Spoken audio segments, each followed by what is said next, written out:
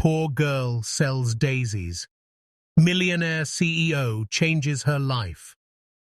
Under the fading glow of a dimming sunset, the city streets seemed to hum with life. But in the midst of that unceasing motion, Lila, a fragile 10-year-old girl with hair tangled by the wind and cheeks flushed from both cold and worry, stood alone on the cracked sidewalk, clutching a small, weathered basket filled with daisies that had begun to droop at the edges.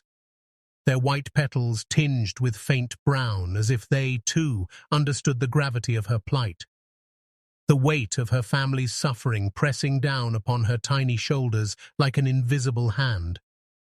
Her small hands trembling not just from the chill that seeped through the thin layers of her worn coat,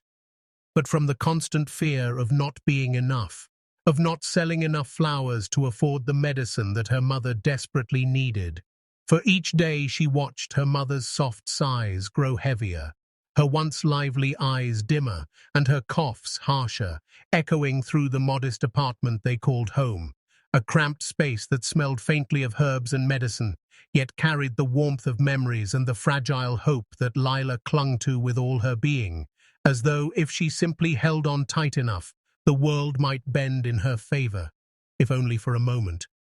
And yet, the city around her offered no pause, no gentleness, only the ceaseless march of people, heads down, eyes fixed on screens or hurried steps, ignoring the small girl who stood with quiet courage, offering the only thing she could, a humble bouquet of daisies she had picked herself from a patch of grass behind their apartment, each flower chosen with care, each stem wrapped with the love and worry she carried in her heart. Her bare fingers numbed by the wind as she adjusted the basket and watched the world pass her by in a blur of grey coats, honking cars, and rushing feet, the neon signs reflecting off puddles from an earlier drizzle, painting the wet asphalt in flickering blues and pinks, a chaotic dance of light and motion that somehow contrasted with the stillness of her own small life. A stillness that was raw, aching, and delicate, like the fragile petals she held. Each one a symbol of hope she dared to keep alive, even as the shadows of doubt and fear loomed closer with every passing hour, her stomach twisting in worry over the cost of the medicine, over the debt piling silently in the background, over the possibility that her efforts might not be enough to save the one person she loved more than the world itself. Her mother, whose smile had once been bright and free, whose laugh had been a melody she now remembered in stolen moments of memory, as she stood shivering and alone, wishing for a miracle, praying silently with every heartbeat that someone, anyone, would notice her, and perhaps offer the kindness that had been so elusive in her young life, for she had learned early that life could be harsh, that people often passed by without a glance, that the world was full of hurried souls who seldom stopped to see the small stories unfolding beneath their feet. And yet, even in that quiet despair, there was a spark of determination in her wide brown eyes, a stubborn light that refused to be extinguished, and she adjusted her basket again, inhaling the faint scent of the daisies and imagining the relief they might bring, imagining her mother taking the medicine and the warmth of their home returning, even if just for a day, as she tried to straighten her back against the biting wind and lift her chin, her small voice occasionally rising with a timid, hopeful, "Daisies for sale."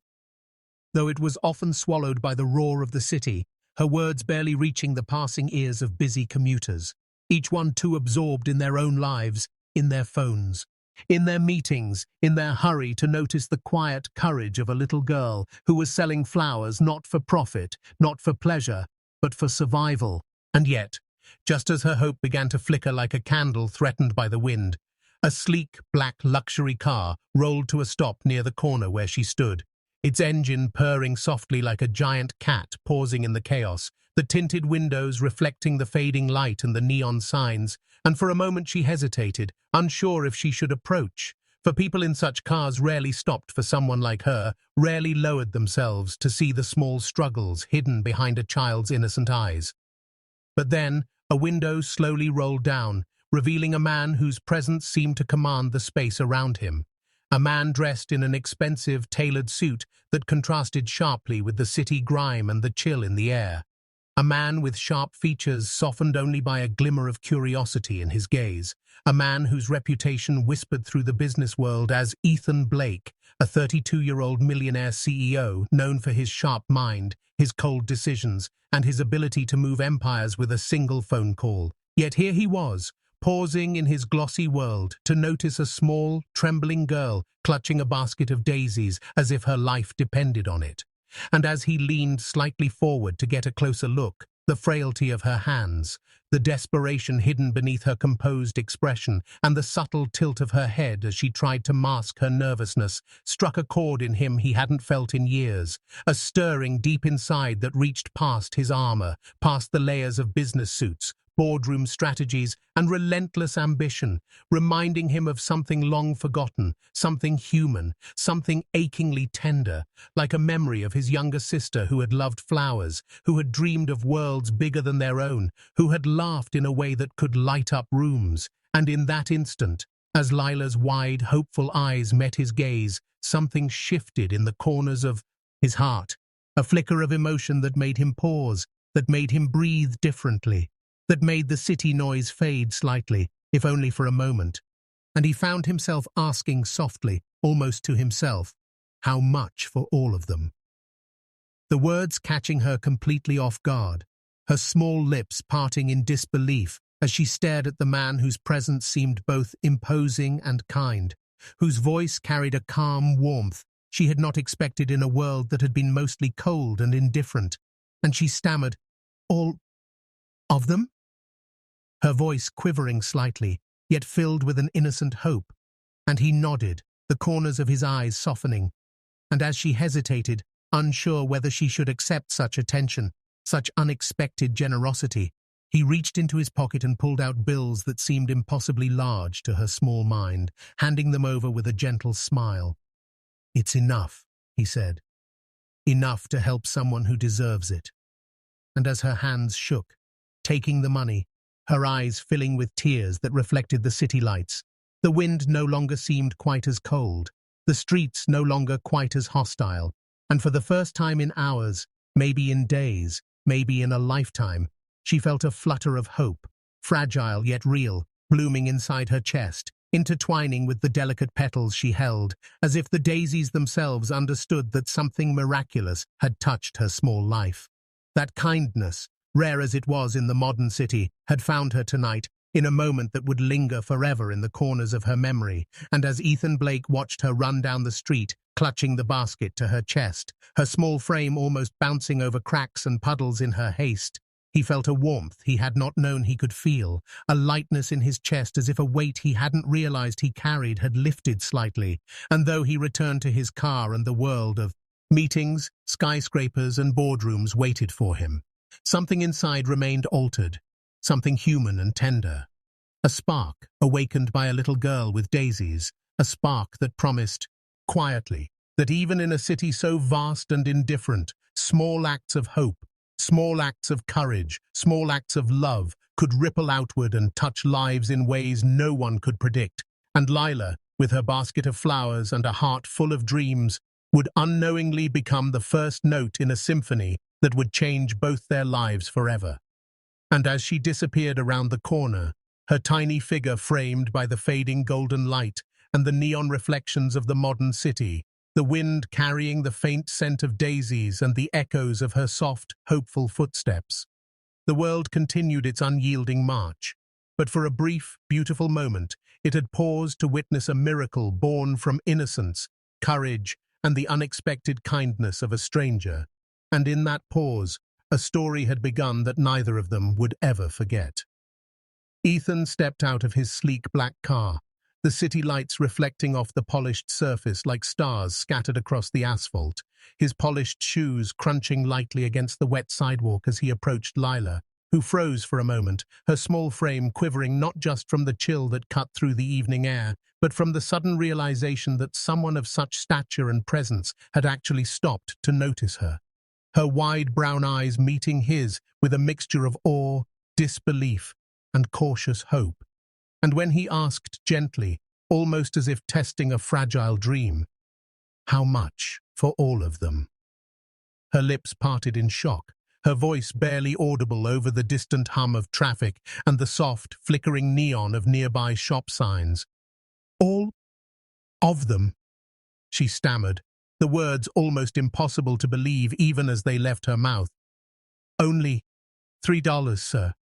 and her tiny hands instinctively tightened around the basket, as if to protect both the daisies and her fragile sense of reality, while Ethan regarded her silently for a heartbeat that felt eternal. Noting the curve of her shoulders, the determination masked beneath the layers of worry in her small expression, the way her hair had caught a stray strand of light, and then, with a deliberate motion, he pulled bills from his pocket and, without hesitation, handed her $1,000, the crisp notes almost impossibly large for her to comprehend. And in that instant, her hands froze mid-air, the basket tilting slightly, her heart thundering in disbelief as tears pooled in her eyes, glistening under the dim glow of the streetlights.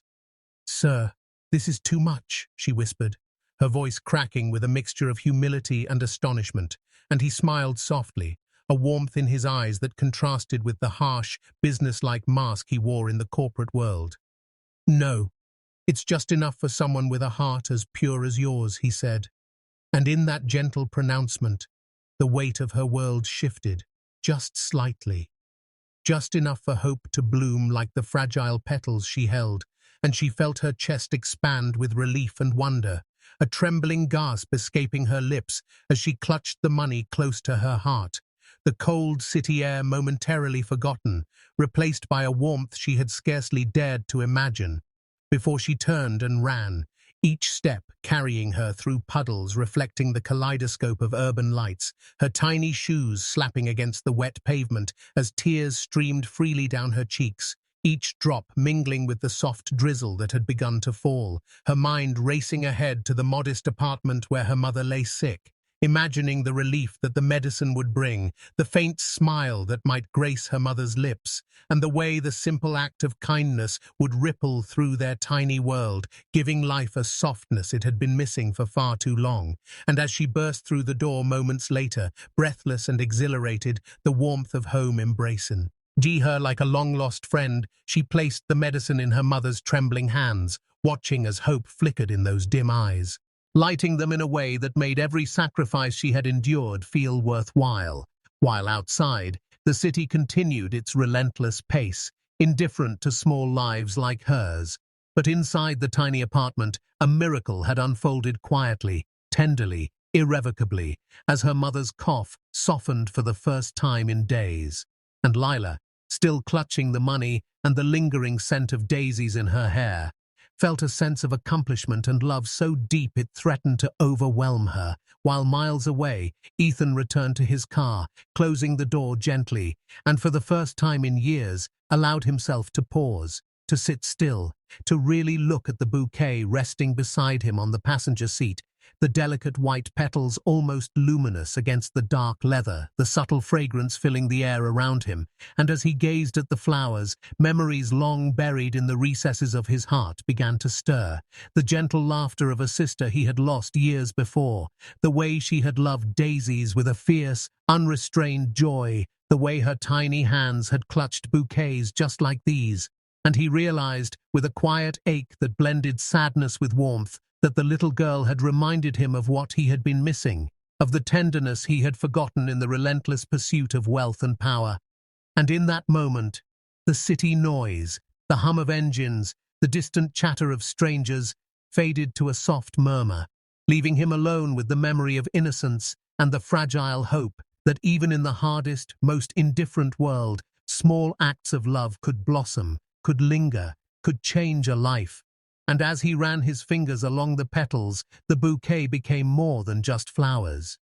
It became a symbol, a bridge between two very different lives, a fragile testament to the power of kindness and the silent, unspoken magic that sometimes, unexpectedly, enters a life and shifts it forever.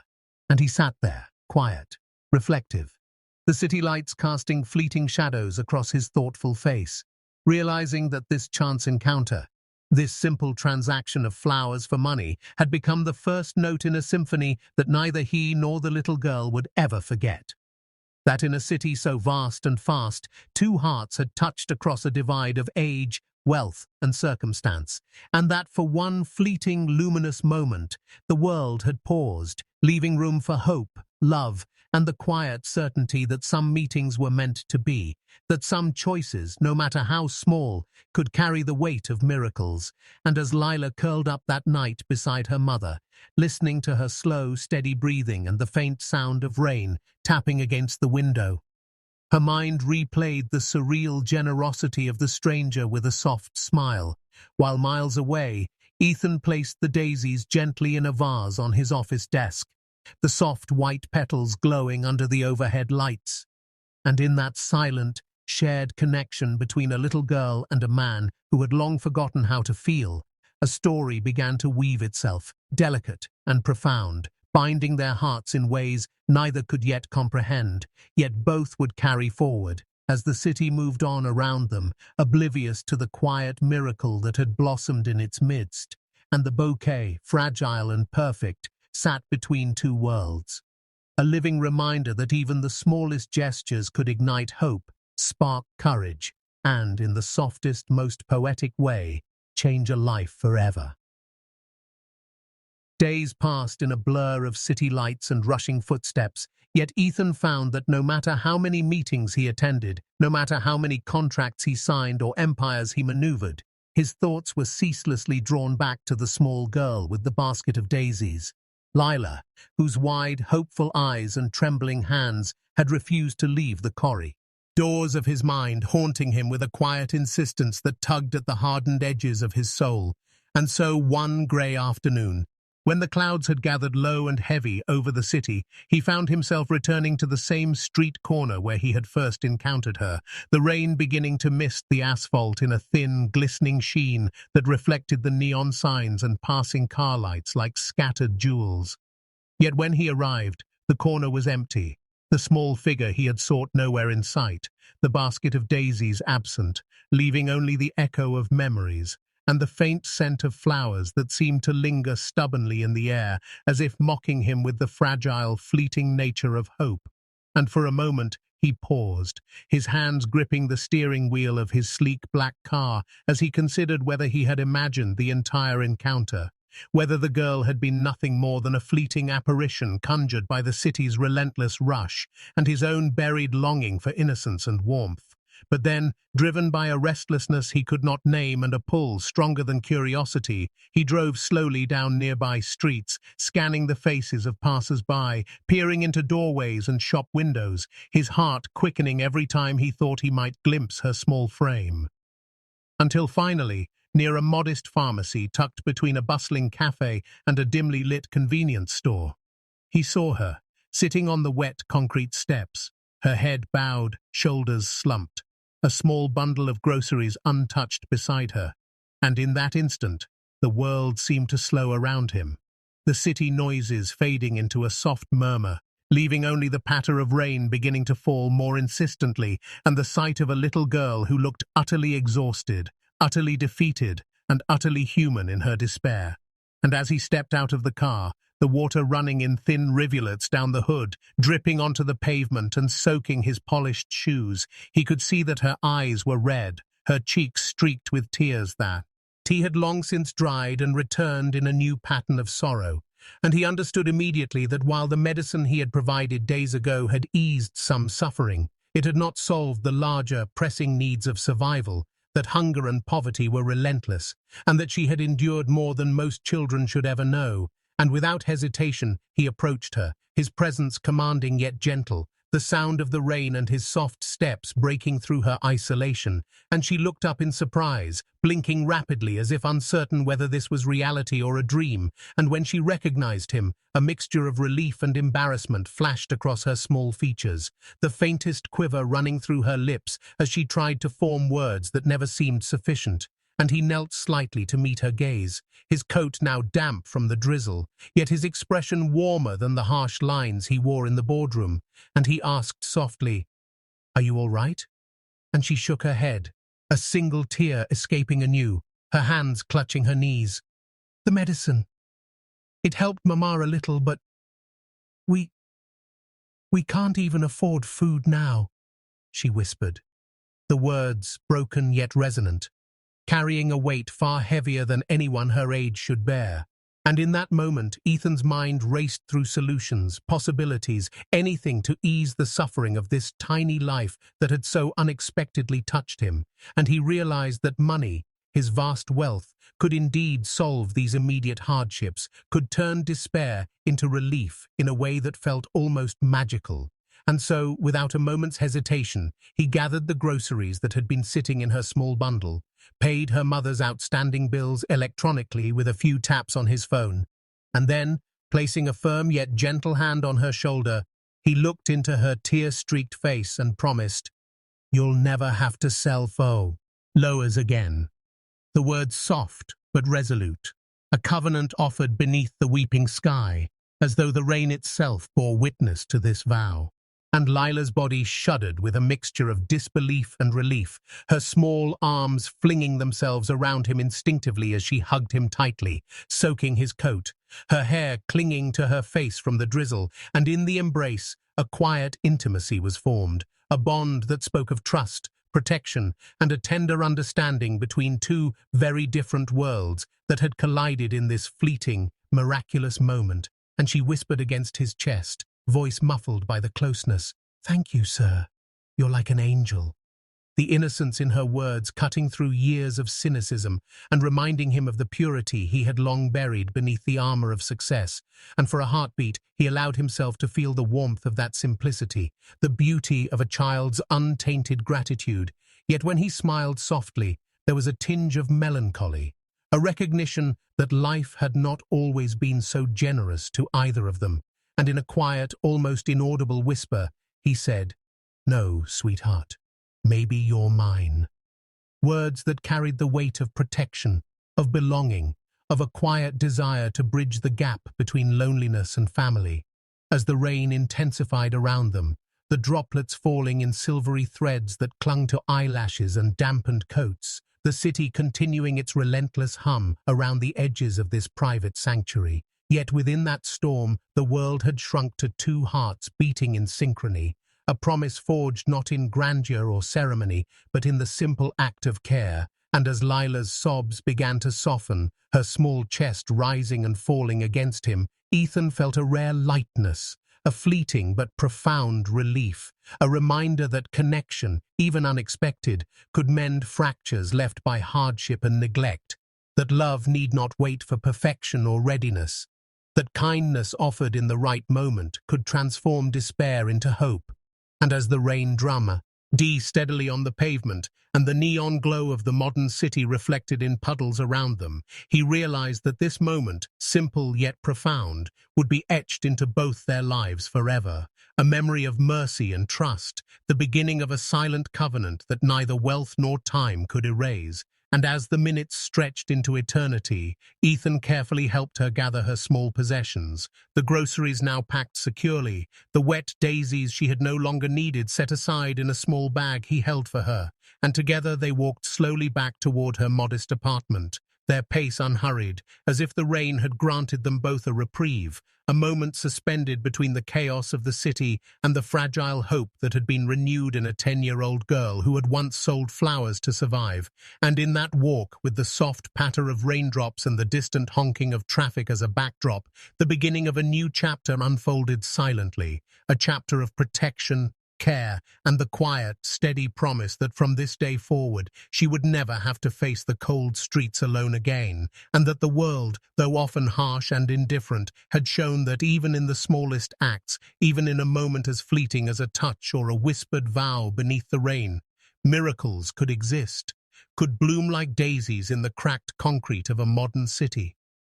And as Lila's arms finally relaxed, her head leaning against his chest, she realized, with a fragile, trembling smile, that safety and love had entered her life unexpectedly, irrevocably, and Ethan, feeling the warmth of her small frame, the steady beat of her heart, knew that whatever his world had demanded of him, whatever empires he built or deals he brokered, this promise, this rain-soaked connection, would forever remain the truest, most human achievement he had ever known. As the rain fell steadily, washing over them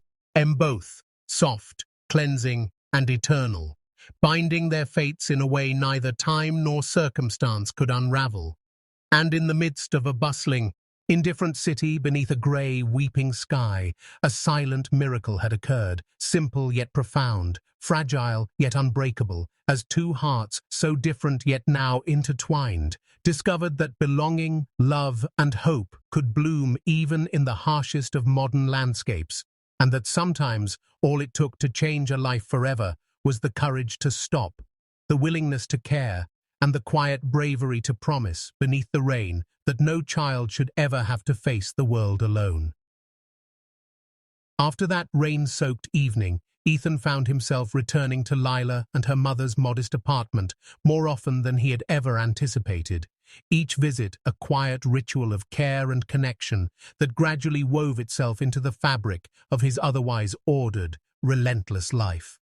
And with every knock on their door, he felt the contrast between the polished, impersonal world of glass towers and boardrooms and the small, intimate warmth of the apartment, where laughter, once muffled by illness and poverty, began to creep back into the corners of the rooms, tentative and fragile, yet undeniably present. And he took it upon himself to sponsor Lila's education, ensuring that she could attend a proper school where her mind could flourish, where her questions and curiosity would be met with patience and encouragement rather than indifference. And at the same time, he made arrangements to ensure that her mother's health was monitored and her comfort secured, providing groceries, medicines, and small comforts that money could buy, though he understood that it could never replace the intangible warmth of love and attention. And yet he persisted, quietly, steadily, as though each act of care was a brick laid in the foundation of a small sanctuary where both hope and healing could reside. And Lila's mother, frail but dignified, often looked at him with eyes that were a mixture of gratitude and confusion, her voice soft but edged with the humility of someone unaccustomed to such generosity. "Sir, I don't know why you're helping us," she would say, and he would kneel slightly to meet her gaze, the city's distant hum leaking through the thin walls, and reply with a voice softened by memory and reflection. "Because once I lost someone I couldn't save. Maybe helping her daughter is my way of healing." And in those words lay more than explanation. They carried a quiet confession of grief,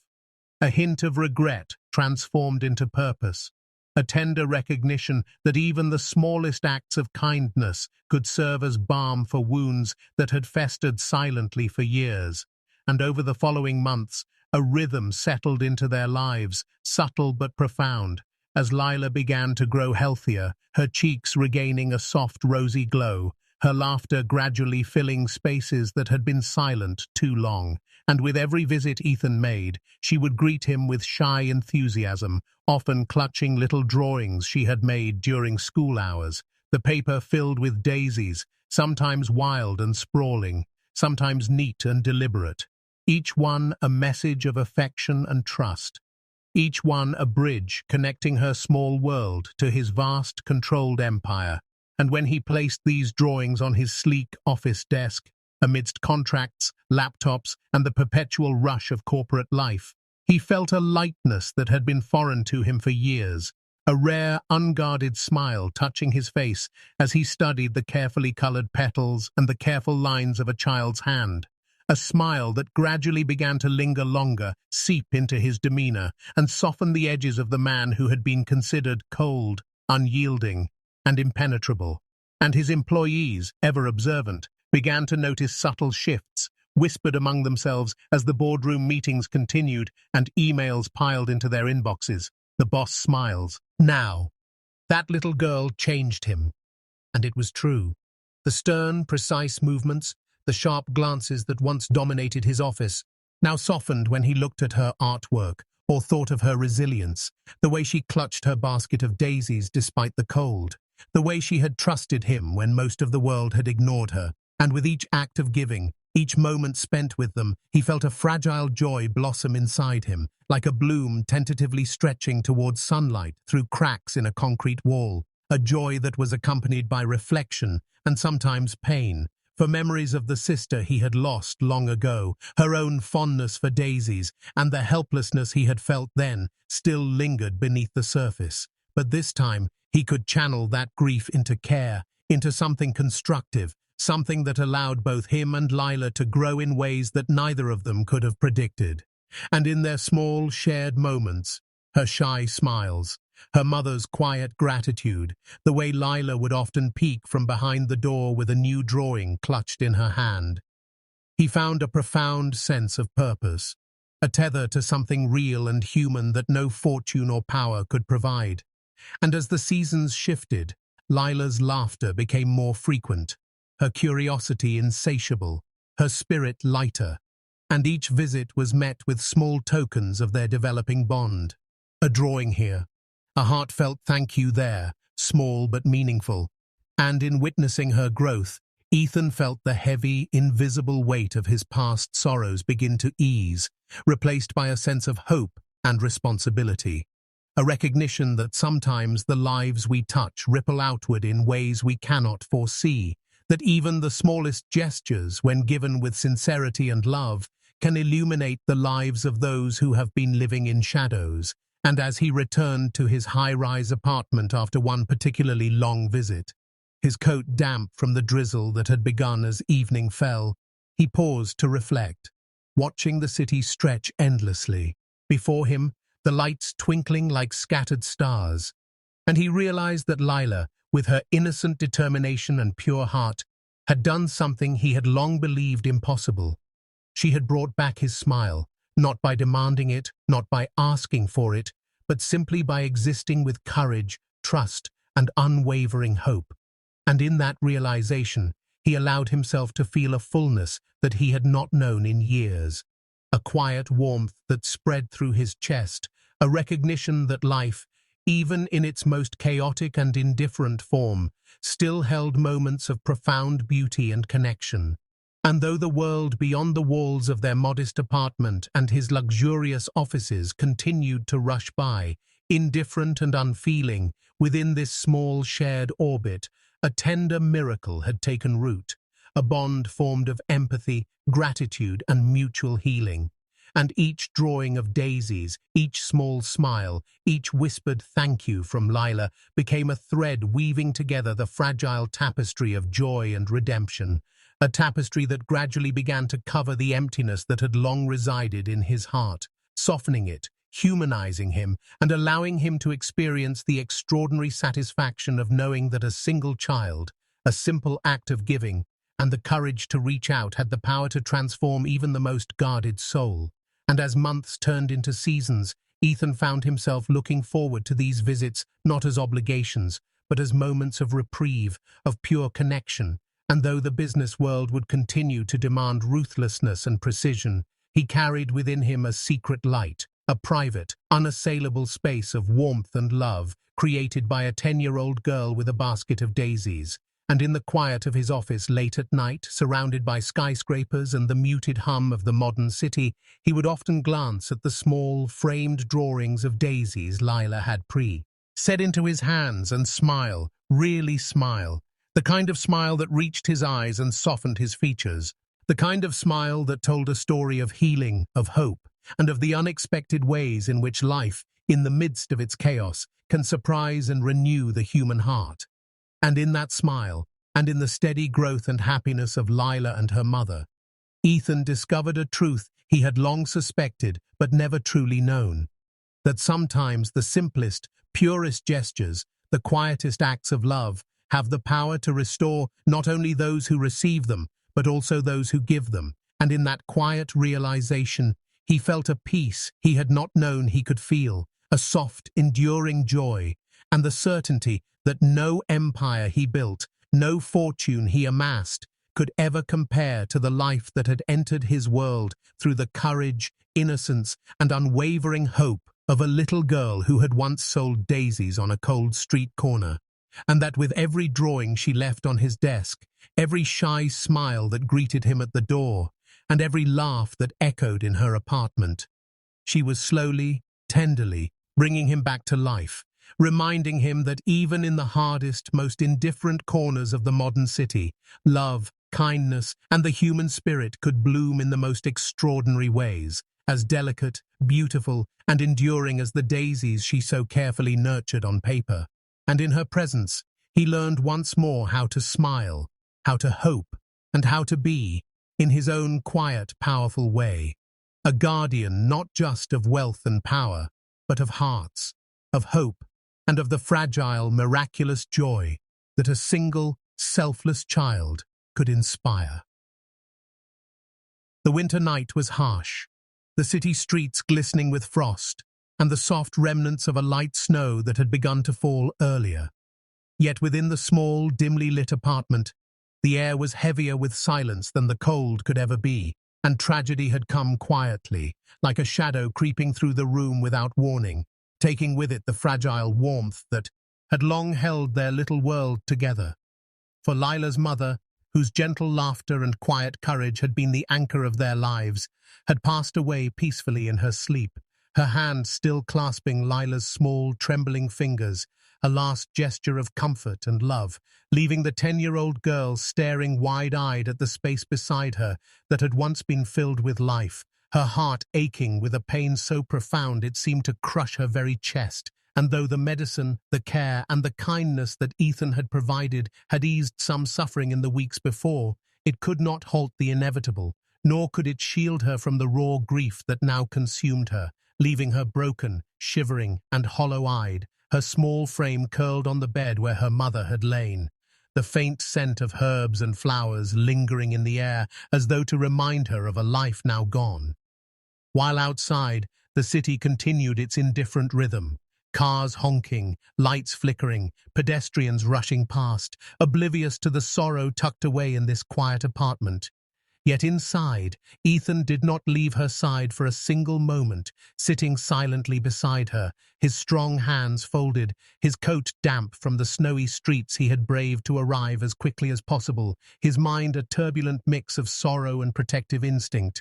And as the night deepened, he remained a steadfast presence, a quiet anchor in the storm of her grief, never allowing her to feel entirely alone, even as her sobs racked her body, each one a fragile, painful reminder of the life she had lost. And when the morning came, cold and grey, bringing with it the inevitability of the funeral, the world outside was muffled in snow, as if the city itself had softened in respect for the small, private sorrow unfolding within it. And as Lila walked behind the modest hearse that carried her mother's body, clutching a small bouquet of daisies she had picked herself, their petals pale against the winter landscape, her tears falling freely and unheeded by the passers-by, she whispered to the cold air, "I have no one now," her voice breaking, raw and fragile, each word carrying the weight of a child thrust too early into the world's harsh truths. And Ethan, noticing her faltering steps, knelt beside her, his large, steady hands finding hers and holding them with a quiet firmness, meeting her tear-filled gaze with a gentleness that contradicted the stern, commanding presence he usually carried through his office and boardrooms. And he spoke softly, as if his voice itself could shield her from the icy wind and the crushing weight of loss. "You have me, Lila. From now on, I'm your family." And in that simple, unwavering declaration, a lifeline was thrown across the chasm of her grief, a promise that reached deeper than words, deeper than the sorrow that had wrapped itself around her heart. And as the cold snow swirled around them, she felt, for the first time since her mother's passing, the fragile stirrings of hope threading through the hollow spaces of her chest and through the tears that still streamed down her cheeks. She whispered back, voice trembling yet resolute, "Then I'll grow up and make you proud, just like Mama wanted." A vow carrying both love and determination, an unspoken acknowledgement that life, though cruel in its timing and in its demands, still offered the chance for courage, for resilience, and for the nurturing of bonds that could replace, though never erase, what had been lost. And Ethan, feeling the tiny yet powerful grip of her hands, allowed himself a quiet, unguarded smile, one that softened the lines of grief etched on his face, a smile born not from relief or triumph, but from the recognition of the enduring human spirit, from witnessing a child who, even in the depths of sorrow, could pledge her future with hope. And as the funeral service commenced, the muted chime of bells, the soft prayers of the mourners, the whisper of wind through bar.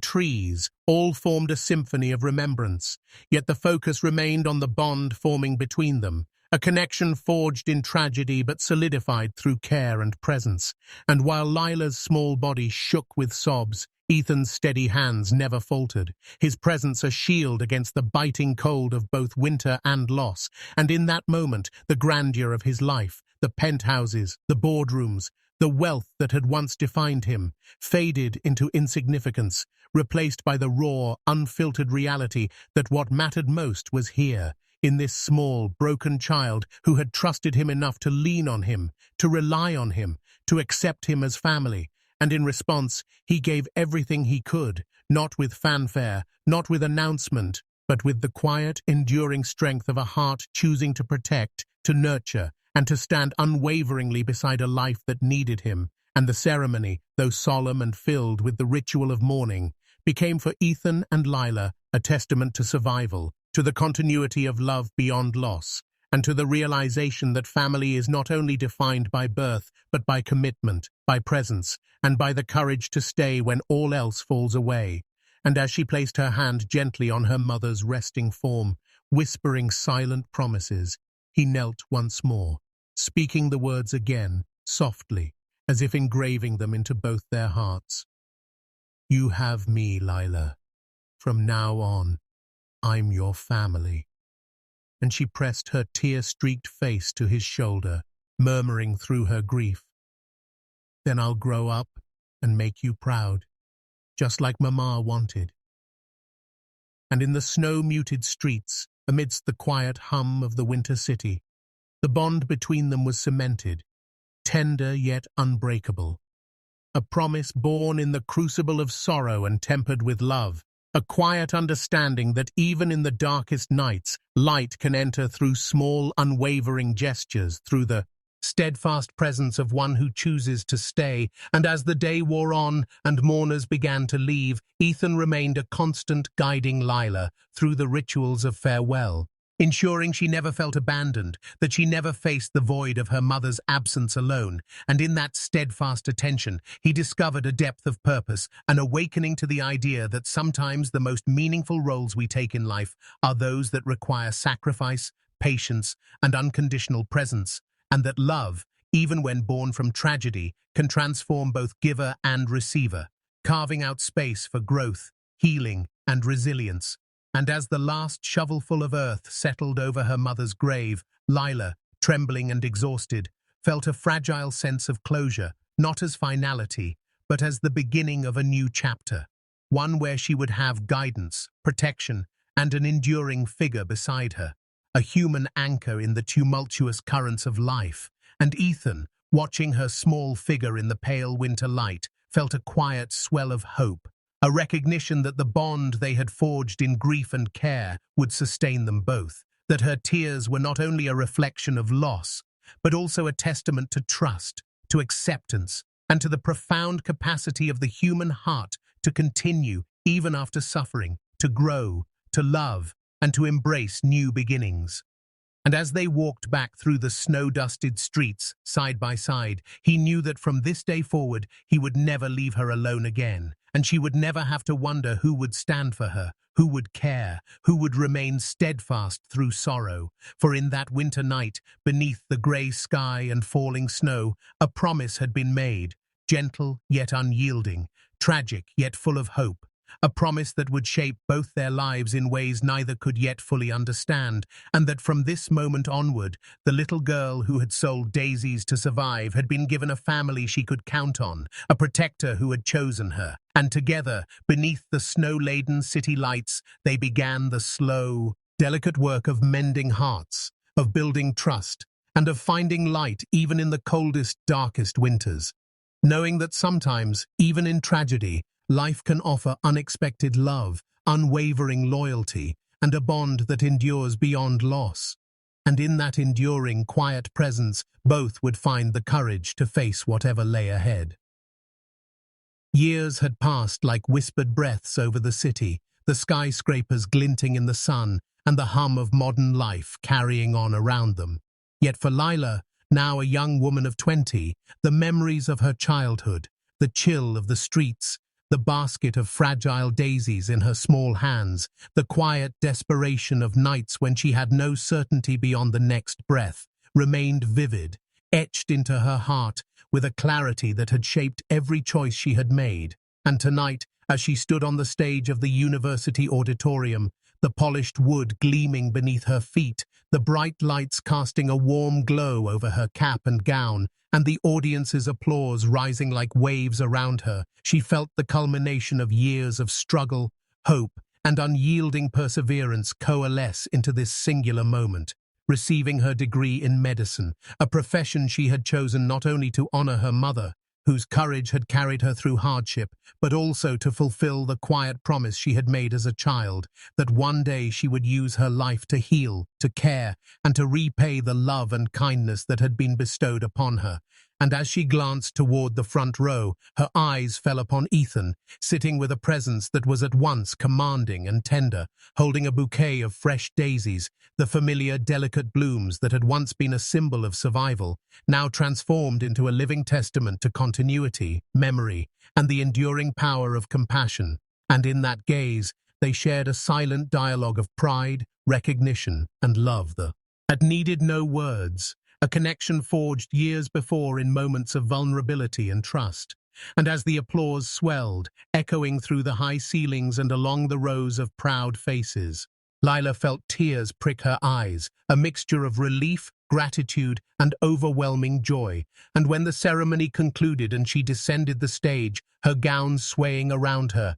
the tassels swinging like a pendulum marking time and triumph, she ran to Ethan, her steps quick and light despite the weight of her emotions, and threw her arms around him, her tears wetting his coat, her laughter mingling with sobs, and whispered through trembling lips, "Do you remember the first daisies?" A question carrying both nostalgia and reverence, the memory of that cold street corner, the trembling hands, and the unlikely kindness that had altered the course of her life finally surfacing in full clarity. And Ethan, his own eyes glistening with emotion, smiled warmly, a smile softened by years of reflection, experience, and love, and replied gently, "I never forgot. They were the first flowers that taught me love still exists." The words simple, yet profound, an acknowledgement of the journey they had shared, of the bridge built between a child in need and a man who had chosen to care when indifference had been the easier path. And together, hand in hand, they left the auditorium and made their way to the quiet, snow-speckled cemetery where her mother's grave lay, a place both of mourning and memory, the city's distant hum softened by the sacred stillness of winter. And as they approached the modest headstone, Lila knelt, laying the fresh daisies atop the cold stone, the petals vibrant against the grey marble, a living tribute to both the past and the life that had been nurtured through perseverance, hope, and love. And she whispered, voice trembling yet triumphant, "Mama, your little girl made it, because one man chose kindness over indifference," a declaration that carried all the gratitude, sorrow, and triumph of years past. And Ethan stood behind her, his hand resting gently on her shoulder, a silent, steady reassurance that the journey had been shared, that love had prevailed, and that their lives, though marked by hardship and loss, had been forever transformed by choices made in moments that seemed small, but were in truth monumental. And as the sun dipped behind the city skyline, casting long shadows and bathing the cemetery in a golden, fleeting glow, he spoke softly, almost to himself, but meant for both of them. Sometimes, the smallest bouquet can change two lives forever. And in that moment, the past and present converged, the fragile daisies of a 10-year-old girl's courage, the unwavering support of a man who had chosen love over indifference, the enduring memory of a mother who had inspired her child to persevere, and the promise of a future shaped by hope, compassion, and purpose. And Lila felt the fullness of her life swell within her chest, knowing that she had honored her mother, fulfilled her dreams, and embraced the generosity that had been shown to her. And Ethan, standing beside her, felt the echo of his own humanity reflected in her success, her resilience, and her joy, realizing that the journey from that cold street corner to this radiant moment had been as much a transformation for him as it had been for her. That the act of choosing kindness had rippled through time, altering destinies, healing wounds, and creating a bond that no adversity could sever. And as they lingered there, hand in hand, the daisies between them and the winter air crisp around their faces, the city beyond the gates continued its relentless pace, indifferent and vast. Yet within this quiet sanctuary, a story of love, loss, perseverance, and human connection had reached a triumphant crescendo, a story that had begun with a trembling girl selling flowers for medicine, a man who saw beyond the surface and the courage to care in the face of life's cruelty. And in that serene, luminous moment, with the weight of years and memories balanced between them, they understood fully that life's smallest gestures, the offering of a bouquet, the choice to stay, the whispered promise of presence, could echo across decades, shaping hearts, inspiring courage, and proving that in a world that often seems indifferent, love, compassion, and unwavering human kindness are powerful enough to change not one life, but two, forever. And as Lila rose from her knees, brushing the tears from her cheeks, and turned to Ethan, their eyes meeting in a silent, sacred acknowledgement, they carried together the memory of her mother, the journey of survival, the triumph of education, and the enduring miracle of connection. And in that glance lay all the unspoken truths of their journey. That kindness matters, that love can heal, that hope can flourish even in the darkest places, and that life in all its unpredictable beauty is forever altered by those who choose to care, who choose to act, and who choose to love. And as they walked away from the grave, the daisies swaying gently in Lila's hand, the city lights reflecting on wet streets ahead of them, they knew with unshakable certainty that this was not just an ending, but the beginning of a life lived fully, bravely, and lovingly. A life that bore witness to the quiet, enduring power of one man's choice to see a little girl, and the way that choice had transformed them both. A testament to the truth that even the smallest bouquet, held with sincerity and given with love, can indeed change two lives forever, and that sometimes the heart's simplest gestures hold the greatest weight, leaving behind ripples that expand beyond imagination, touching souls, shaping destinies, and creating new beginnings that are luminous, tender, and eternal, like the daisies Lila held, delicate yet resilient, fragile yet profoundly alive, a living symbol of everything they had endured, everything they had healed, and everything they had yet to experience together.